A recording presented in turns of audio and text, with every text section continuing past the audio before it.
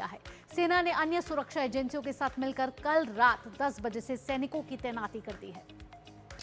और नेपाल में जो आंदोलनकारी युवा हैं और सेना है, उसके बीच मध्य रात्रि में जंगी अड्डा स्थिति सैन्य मुख्यालय में बातचीत हुई है। सूत्रों के अनुसार आंदोलनकारी युवाओं के विभिन्न समूहों के प्रतिनिधियों ने देर रात सेना प्रमुख अशोक राज सिंहडेल से मुलाकात की और अपने मुद्दे उनके सामने रखे।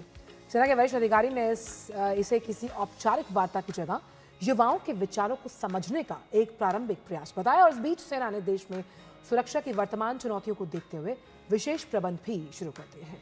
और ये 4 तस्वीरें आप देख रहे हैं नेपाल से जुड़ी हुई, जहां हिंसक प्रदर्शन जारी है, वहीं आज एक बड़ी बैठक होने वाली है। सेना ने मोर्चा संभाल लिया, साथ ही पूरे नेपाल वासियों के लिए एक मैसेज भी दिया है। वहीं हवाई अड्डों पर संचालन इस समय स्थगित है। सेना ने सभी समुदायों से लूटपाट, आगजनी और उपद्रवी गतिविधियों पर नियंत्रण के लिए सक्रियता से सहयोग करने की अपील की है।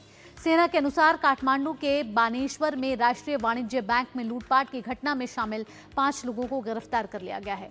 भाट भटेनी सुपरमार्केट, होटल हयात और बौद्ध क्षेत्रों सहित काठमांडू और भक्तपुर के विभिन्न इलाकों में लूटपाट की घटनाओं में शामिल 21 और लोगों को भी गिरफ्तार किया गया है। वे लोग मौके का गलत तरीके से फायदा उठा रहे थे। और इस बीच अब सबकी निगाहें आज होने वाली जेनजी की बैठक पर टिक गई। नेपाल में हिंसक प्रदर्शन के दौरान अब तक 22 लोगों की मौत हुई और करीब 500 से ज्यादा लोग घायल हुए हैं। तो नेपाल में जेनजी क्रांति, जहां पर हिंसक प्रदर्शन है, सेना ने हालांकि मोर्चा संभाला, लेकिन जेनजी की बड़ी बैठक पर रहेंगी नजर। और वहीं विदेश मंत्रालय की तरफ से एडवाइजरी जारी की गई है। नेपाल में संकट की वजह से स्थिति स्थिर होने तक नेपाल की यात्रा से बचने की सलाह दी गई। साथ ही साथ ये भी कहा गया एमईए द्वारा कि नेपाल में जो तमाम भारतीय वहां पर रह रहे हैं वो घरों में ही रहें और सड़कों पर निकलने से बचें। ये एडवाइजरी विदेश मंत्रालय ने नेपाल में संकट को देखते हुए जारी की है। इसके साथ एडवाइजरी में और भी कई बातों का जिक्र किया गया है, जहां सभी स्थानीय सुरक्षा परामर्शों का पालन करने के लिए विदेश मंत्रालय ने एडवाइजरी जारी की है। साथ ही कहा है कि काठमांडू स्थित भारतीय दूतावास के संपर्क में रहें, यानी जो भारतीय नेपाल में समय रह रहे हैं उनके लिए यहां एडवाइजरी जारी की गई है। और साथ ही हेल्पलाइन नंबर, इमरजेंसी संपर्क नंबर है +977 980 860 2881 +977 981 032 6134। स्थिति स्थिर होने तक नेपाल की यात्रा से बचने के लिए कहा गया है। विदेश मंत्रालय की एडवाइजरी जारी की गई। वहां पर जो भारतीय रह रहे हैं उन्हें घरों में रहने की सलाह दी गई है। हालात अस्थिर हैं अभी, अगर देखा जाए पड़ोसी देश नेपाल में, वहां पर आंदोलनकारी खासतौर पर जो जेनजी है वो फिलहाल सड़कों पर है, प्रदर्शन कर रहा है। और जेनजी से आज बड़ी बैठक है। हालांकि सेना ने मोर्चा संभालने की कोशिश जरूर की है, लेकिन बातचीत का दौर, एक प्रारंभिक प्रयास, इनिशियल अगर हम कहें कोशिश, वो जारी है। चलिए, यहाँ हमारे साथ हमारी संवाददाता श्वेता जुड़ गई हैं काठमांडू से। सीधा श्वेता का रुख करेंगे। श्वेता, यहाँ हम आपसे ताजा जानकारी जानना चाहेंगे, इस समय नेपाल के क्या हालात हैं? आज जेनजी की एक बड़ी बैठक होने वाली, क्या मुद्दे उसमें रखे जा सकते हैं और क्या नेपाल को जल्द अंतरिम सरकार मिल सकती है? देखिए, जैसे जेनजी से जो कल मध्य रात्रि में सिग्नल जी, नेपाल आर्मी के चीफ ने बात की है, तो वो उनका पक्ष जानना चाह रहे हैं। एक बात हमें समझना होगा कि जेनजी वो ऊर्जा है जो कि अभी उगी हुई है, इमेच्योर है। यू कैन नॉट से वो डेफिनेटली भ्रष्टाचार को खत्म करना चाह रही है, बट राजनीति कोई कहते हैं बच्चों का खेल नहीं है। तो इस बात को हमें भी समझना होगा कि जो मुख्य सचिव हैं वो सारे सधे हुए लोग हैं। कोई डेफिनेटली बहुत अच्छा निदान निकलेगा, बट जेनजी को बुला करके उनको शांत करने का प्रयास किया गया है, क्योंकि इस ऊर्जा का कल हम लोगों ने दुष्प्रभाव भी देखा, जो कि गलत तरीके से अनफेयर एडवांटेज लिया गया था।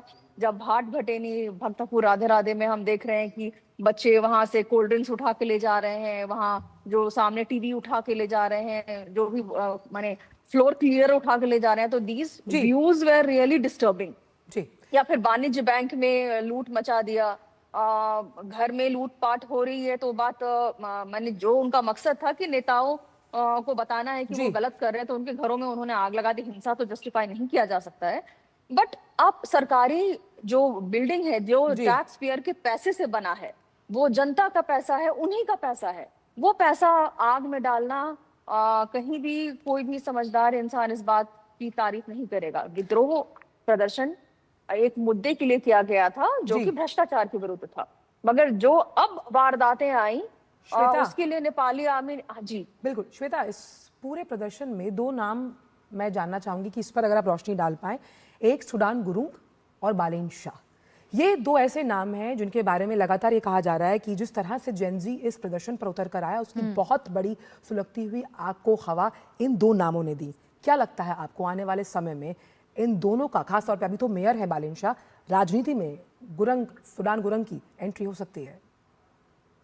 देखिए, मैं ये नहीं कहूंगी कि बालन शाह ने हवा दी है। अब पता नहीं वहाँ भारतीय मीडिया में कैसे ये बात जा रही है कि वो हवा दे रहे हैं। वो हवा तो नहीं दे रहे हैं, क्योंकि मैं यहाँ पर रह रही हूँ, मैंने यहाँ की जनता के नब्ज को देखा है, समझा है। तो वो यहाँ के मेयर हैं, अपने काठमांडू क्षेत्र में स्थिति को नियंत्रित करना उनकी जिम्मेदारी है।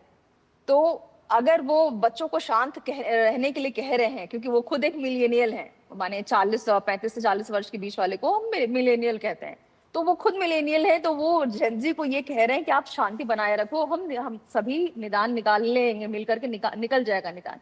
तो उन्होंने हवा नहीं दी है इस प्रोटेस्ट को।